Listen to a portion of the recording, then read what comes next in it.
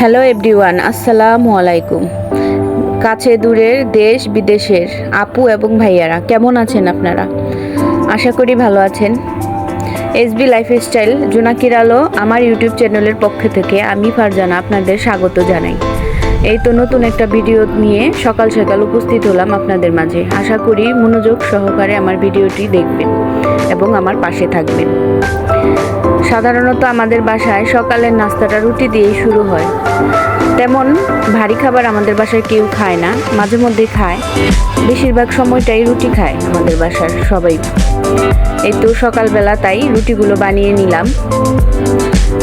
আর সাথে রান্না হবে বুটের ডাল। এই তো পাশে থাকেন এবং আমাদের ভিডিওটি দেখতে থাকেন।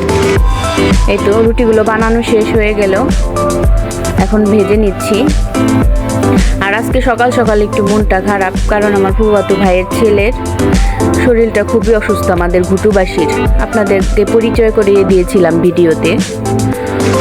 কালকে থেকে ওর একটু জ্বর, বমি আর পায়খানা হচ্ছে। ডাক্তার বলছে চিকুনগুনিয়া না হলে ডেঙ্গুর সম্ভাবনা। তার জন্য ওর অনেকগুলো পরীক্ষা দিছে। ছোট বাচ্চা যেহেতু অনেক কান্নাকাটি করছে, রক্ত নিছে শরীর থেকে, অনেক কান্নাকাটি করছে। তার জন্য বাড়ির সবার একটু মন খারাপ। এই তো নাস্তাটা রেডি হয়ে গেছে, এখন আমরা সকালের নাস্তাটা খেয়ে নিব। সকালের নাস্তাটা এক একজন এক এক সময় খাইছে, এই বিদায় ভিডিওতে দেখানো হয় নাই। তারপর আমরা দুপুরে রান্না চলে আসলাম। আজকে দুপুরের রান্নায় থাকছে আলু আর কলার একটা ঘাটি, আমাদের নানির বাড়ি রংপুর অঞ্চলের একটা খাবার। আর হলো ডাল আর পাবদা মাছ ভুনা। দেখতে থাকেন আপনারা রেসিপিগুলো, আশা করি ভালো লাগবে আপনাদের। এই তো রান্নাটা বসায় দিচ্ছে। আজকে আমার ছোট ভাইয়ের বউ রান্না করছে। আম্মু একটু ডাক্তারের কাছে গেছে ফুফাতো ভাইয়ের ছেলেকে নিয়ে, তাই আজকে আমি গুছাইয়ে দিলাম ভাইয়ের বউকে, আর ও রান্নাটা করে নিচ্ছে। এই তো আলু আর কলাগুলো দিয়ে একটু কষানো হলো, ভালোভাবে কষানো হয়ে গেলে এখন একটু পানি দিয়ে নিতে হবে এখানে। এই রেসিপিটা অনেক পুষ্টিকর এবং সুস্বাদু এবং স্বাস্থ্যের দিক থেকে অনেক উপকারী। কলা যেহেতু, কাঁচকলা খাওয়া অনেক উপকার। এই তো এখন আমি ঝোলটা অ্যাড করে নিচ্ছে, ঝোলটা দিয়ে নিচ্ছে এখানে। এই তো এখন ডাল ঘুটনি দিয়ে এটা ঘুটে নিচ্ছে। আর ঘুটলেই আধা ভাঙ্গা থাকলে এই খাবারটার টেস্টটা একটু বেশি আসে। আর আমার ভাইয়ের বউ যেহেতু রংপুর থেকে বিয়ে করে আনছি আমরা, ও একটু রংপুরের খাবারগুলো ভালোভাবে রান্না করতে পারে আর অনেক টেস্ট হয়। এই তো এদিক দিয়ে মাছ ভুনাটাও করে নিবে, পাবদা মাছ। আর এই বাটনিটা রংপুরের একটা ঐতিহ্য আমার নানির বাড়ির। এখন অবশ্য ঢাকা শহরেও পাওয়া যায়, সবাই ব্যবহার করে। এই তো এখন আমরা পেঁয়াজ, জিরে আর হলো কাঁচামরিচ সব এগুলো বেটে নিব বাটনিতে।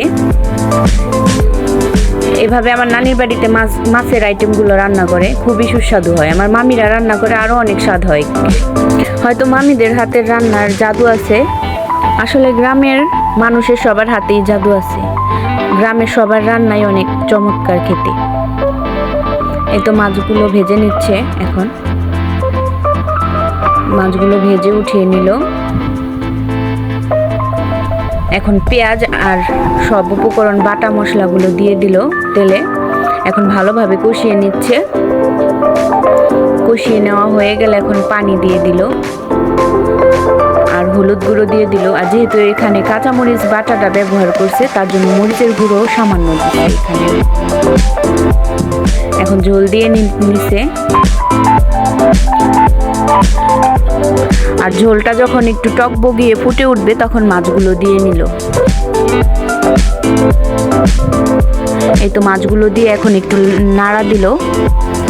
এই তো মাছটা এখন প্রায় শেষের দিকে।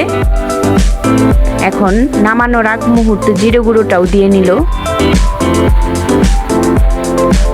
এই তো মাছটা এখন হয়ে গেছে। আরেকটা রেসিপি বলতে ভুলে গেছি আপনাদের, আমার নানির বাড়ি থেকে যে চাল কুমড়া নিয়ে আসছিল, সেই চাল কুমড়া ভাজিটাও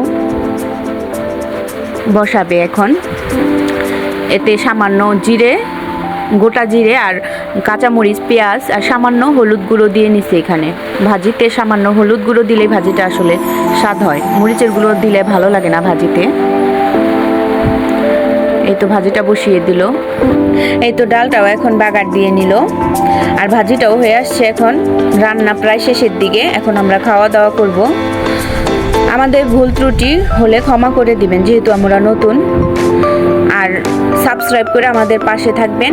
নিত্য নতুন ভিডিও পেতে বেল আইকন চালু করে রাখবেন, আমাদের পাশে থাকবেন এবং আমাদের সাপোর্ট করবেন। আসসালামু আলাইকুম।